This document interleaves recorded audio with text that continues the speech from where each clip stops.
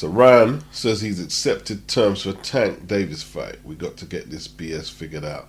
I really don't need to read or delve any further into the article. Chris Mannix was saying that the PBC don't want to share TV rights, and then I heard somewhere else that DAZN are the issue now. You know, Ryan's 24. He had his opportunities to challenge for a belt, but he seemed to be more into upstage Devin with his Twitter followers and his superstar delusions. Tank, he beat Pedraza, I believe, for his IBF super featherweight belt, but since then it's just been junior, lower tier bullcrap. How long ago was that? Any coincidence these two can't make a fight? Wasn't Tank making light that Devin had 4 belts like it's not important? This is the problem. Both of them have laughed at a bona fide world champion like Devin, and now they can't do shit to improve their situations. You know, these guys are being built up to be superstars. You can't even get your networks to respect your decision to make a fight, bossing you about like little kids. I tell you what, it's lucky that Tyson Fury wasn't signed to Top Rank when he came back. It's lucky that the PBC were only dealing with Frank Warren, who at the time had nothing going on. He didn't have nothing going on like he does now. He's in Britain. Queensbury weren't a threat to the PBC and what they do. At least then they wasn't. They've gone on to do stadium fights since that first Tyson Fury fight. So Frank and Tyson accepted B-side, accepted this, accepted whatever terms, and they got the first fight done. But anyhow, Tyson Fury was at Top Rank before the first fight. I'm not sure if it would have ever happened. I'm not sure if we would have ever got the free fight series, because cross promotions out there just got American boxing stuck at the first phase, unable to get past it. You know, they're talking about the Errol Spence leak conversation. I can't make head or tail of it because Errol sound like, hey y'all, it's the drunk technique. The fan bases can't see how predictable it looks. You're going to try and blame one side and they're going to try and blame the other. And maybe it's your ego that needs to be massaged. If you think that's going to change the situation for your fighter standing as a boxer, it's not going to do nothing at all. The fights have to happen. They've got to be made. You can't win fights for fighters. They have to be won in the ring. I'm telling you, across the pond, what you need to do is stop cheerleading for one fighter. Until you get your fight in the ring, then you can go support Errol, then you can go support Terrence, then you can go support Tank, then you can go support Ryan. But until then, you should stay neutral. You should say, no, we're not cheerleading for no network, for no fighter, until you get our fuckers in the ring. That's the only hope you have. It's looking crazy out there. It looks a bit crazy out here. How many times have we tried to get this undisputed fight with Tyson Fury and Anthony Joshua? Twice, and it's failed in 2 years. Eddie says the one good thing about it has been the negotiations that he gets on with George Warren, and we're getting fights like John Ryder versus Zach Parker. Plus Eddie gets on with the Sowlands. So fights like Gorman and Wardley, 2 major British networks, having to negotiate their way around how they're going to get it done. And they're getting it done. They're getting it done. You got to stand together. Have to stand together. Then we can start all the the fighter I support's going to win. We can start that then. The Muhammad Ali act don't seem like it's having any effect in the game over there. Maybe they need to get a boxing fan act. You know, I was looking forward to Tank knocking Ryan out in spectacular fashion, but I'm not going to get to see it. Tell you one thing, I agree with Conor Benn. The WBC should investigate Conor Benn's positive tests. There's 2 positive tests. There was one with the clean boxing program in July, which Eubank wasn't informed about, because the July test was not within Eubank's contractual period with VADA for the October fight. And then there was the one in September where he got popped by VADA again. Why should UCAD be doing investigations if they didn't test Ben positive for anything? Let the WBC do it. They put the testing in place that caught him. If the British Boxing Board of Control don't recognise VADA's testing when they pop people, why are you carrying out investigations? Doesn't make sense. They're charging Ben for misconduct and then say this has nothing to do with a doping violation. Are you trying to make yourself look good without doing anything? I don't get it. I really don't get it. And I don't get them. You always hear that the British Boxing Board of Control are cash-strapped. There's this some extortion thing going on. Let's get 50 grand out of Conor. And I don't get why more members of the media are not attacking them. But you know why this is? It's because you get more hits to your radio station or to your media outlet if you go after Eddie and Conor. rather than the secretary of the board, Robert Smith. Tell you what, the world is in trouble because most people are very reactionary.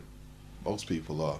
See what he was talking about today? I've told you guys this from a long time ago. I used to go to the small shows and I was saying a lot of them southern area and area titles and a lot of the fights out here, UK are not doing testing for. They're not testing. Testing costs money. The girlies is free. Nevada testing costs money. Oh yeah. Where are they going to get the money to do any serious testing? Do you know how much boxers have trace amounts like Conor Ben around the world? Whether they've been juicing up or not, or it's contamination, or they didn't check a product that they bought over the counter. Do you know how many? You know how much cases could have got leaked? But it wasn't worth the mole leaking it because it wasn't going to get no headlines. You guys are jumping up and down because it's a high profile case. Simon Jordan doesn't care about PEDs in boxing.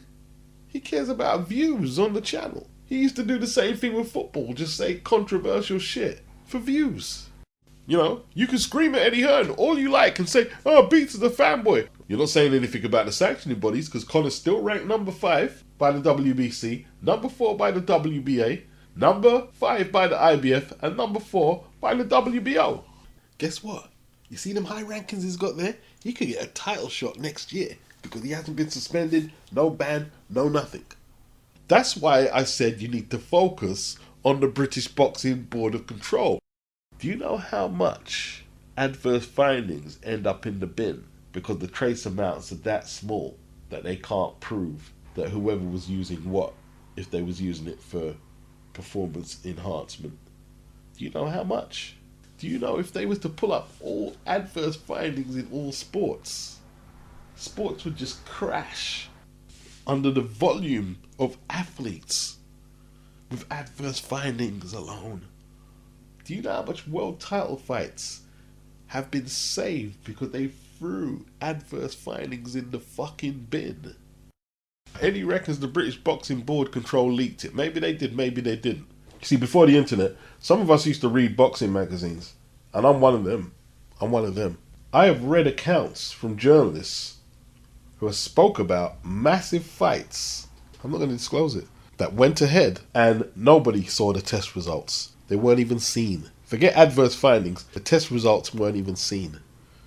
But if this wasn't leaked, you would have saw Chris Eubank and Conor Ben in the ring fighting. Why? Because Chris Eubank, he found out about Conor's second test. He didn't know nothing about the first. He done his own research, got his own people, lab people or whatever, and they said the trace amounts were so tiny that it's unlikely he was using anything for performance enhancement to get them tiny trace amounts. Eubank was going to go ahead and fight. Why do you think his dad hasn't complained about the PEDs? He's more concerned about the fucking weight cut. He doesn't even give a shit. Because he knows the trace amounts that he found is nothing. He knows this. His dad knows this. That enough people get found with trace amounts and adverse findings and fights go ahead. Some of you are very naive. A lot of the tests that are thrown away haven't been leaked. That's why these fights have went ahead. World titles, British titles, this title, African title, Scottish title, Irish title, Thailand title, WBC title, WBA title. Do you think the promoters and shareholders of these promotional outfits and networks are going to fuck up the money because of some adverse fucking findings? Yeah, let's cancel the event because he's got 0.2 trace amounts in his system. Nah, the fight's going ahead, motherfucker. Throw that shit in the bin. Ain't that so, Robert Smith? So when you're getting outraged, maybe you should do some more study. People acting like Conor Ben is the first guy to pop for something, for an adverse finding or a dirty positive. Call it the fuck what you want then. I told you already, Roy Jones and Richard Hall tested for steroids. The sanctioning bodies didn't recognize the state commission's protocol to test for steroids. Roy kept all his belts and kept defending him and defending him and defending him and defending him. Roy said his positive test was the result of ingesting the supplement Ripped Fuel. No penalties or suspensions were issued because Indiana, like many states, had no legal authority to test for steroids. The IBF sent letters to Jones and Hall informing each man that they had tested positive for unspecified anabolic steroid, but no further action was taken. You hear that? Unspecified anabolic steroid. If you think you could go into a court and Roy Jones got a good lawyer and you could make a case that Roy deliberately took something, a good lawyer would make mincemeat out of you. You walk out of the court butt naked. And no, I haven't practiced the bar or whatever they call it. I haven't done none of that. I don't know legalese, but I have common sense. Common sense, that's all. Don't try and over-elaborate and, try and sound clever. No, common sense. What is common sense here? Common sense is, why did you test Roy Jones when the sanctioning bodies do not acknowledge your protocol? Why did you do it? What was your motivation for testing Roy Jones? Then they're going to have to explain themselves. Then you're going to have to identify the unspecified steroid. And when you can't do that, take your shoes and your jacket and everything you have in your wallet. Grey areas. These people thrive in grey areas. This is their job. Tyson Fury. UCAD lost a lot of money trying to bring justice to the Tyson Fury Nandrolone scandal. So him and Frank Warren gave them the runaround. Tyson missed appointments with UCAD. UCAD actually banned Tyson Fury and Huey early. And it was overturned by another body with an acronym who I can't remember. They overturned the ban. Not the backdated ban, just a straight up ban. UCAD were on the verge of bankruptcy because obstacles kept coming up for them to pursue and go any further. Eventually, they didn't determine that Tyson Fury took Nandrolone. The verdict was Tyson Fury accepts liability that he has trace amounts. Him and Huey have trace amounts of Nandrolone in their system. They accept liability. But there's grey areas there. Why is there grey areas? The doping agency, who are supposed to bring clinical adjudication to the case, they're not saying he's dirty. They're not saying he's dirty. They didn't say he tried to cheat. This isn't like Jarrell Miller. They're saying he's taking liability that there are trace amounts in his system. What does that leave? Grey areas. Okay, me and you are going to take Tyson Fury to court and say he cheated. Well, bring a spare pair of shoes with you. Because the doping agency, they're not saying that. You might not like it, but this is real life I'm dealing with. And that's what you need to deal with, is real life. Because when Fury is getting prepared to wear your shoes and count what's in your wallet, the lawyer is going to be explaining that he wasn't proven to be a cheat. And then he's going to bring evidence, whether it's fabricated evidence or not, how these trace amounts showed up in him and Huey. This is the real world. You got one problem, though, Jake. You got no witnesses. Who your fucking witnesses, huh? Roger? Smiley? You think my troops are gonna help you? It's not what you know. It's what you can prove. JANIBEK, Alim Kanulai, why are you impatient to be disabled? You know that I will knock you out. Fighting me won't give you a title. Fighting me will give you a wheelchair. So apparently this tweet was directed at Denzel Bentley. I don't know if Denzel's responded, but Denzel, he said he believes JANIBEK Alim Kanulai is good, but he's no Golovkin. I think the jury's still out, but he does have a sizable fan base who think he's all that. Bob Arum promoted, Andrade backing out of the defense against Alim Kanulai has gave him this boogeyman reputation. Andrade should have took the fight, in my opinion. I don't know what he's doing with his career. He said he had some announcement to make the other week. I'm still waiting. But Alim Kanulai, the boogeyman of the middleweight division, who makes the first defense of his full WBO world middleweight title. He consolidated his position as Andrade's mandatory by taking the WBO interim title against Danny Dignam. Now he's threatening to put out Denzel from Battersea in a wheelchair. And it ain't on, mate. Now, some bad man talk, innit? Some bad man talk. He's learning from the westernized boxers. This is how you get heard. This is how you get seen. I'll put you in a wheelchair. I mean, he can do the, glad to come from Kazakhstan and be here. I'd be respectful to my opponent and be forgotten after this press conference. No.